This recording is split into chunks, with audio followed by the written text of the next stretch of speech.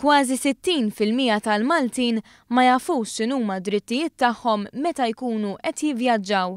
Dan irriżulta minn stħarriġ tal-Eurobarometru ippubblikat fl-aħħar jiem. 37% tal-Maltin qalu li huma konxji ta' drittijiet tagħhom. Għalkemm dan huwa ammont li jista' jidher żgħir huwa aħjar mill-medja Ewropea. Meta mqabbel mal-aħħar stħarriġ li sar dwar l-istess suġġett lura fl-2009, il-persentaġġ ta' Maltin li jafu bid-drittijiet tagħhom meta jivvjaġġaw baqa' l-istess. 42% tal-Maltin qalu li jużaw trasport bl-ajru, persentaġġ ogħla minn dak ta' ċittadini Ewropej. Għaliex huma biss 28% ta' ċittadini Ewropej illi jivvjaġġaw b'ajruplan.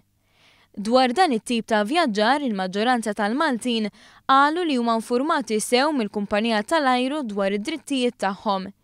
Il-maġġoranza tal-Maltin qalu wkoll li bħala passiġġieri jirċievu informazzjoni kompluta u trasparenti dwar il-prezz kollu tal-biljett.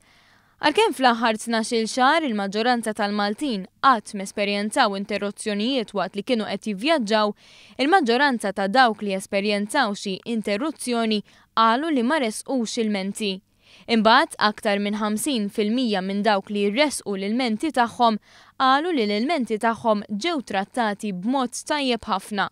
Filwaqt li 47% ħassew li kienet inutli li jresqu xi ilment u ħassew li ma kinitx se tagħmel differenza.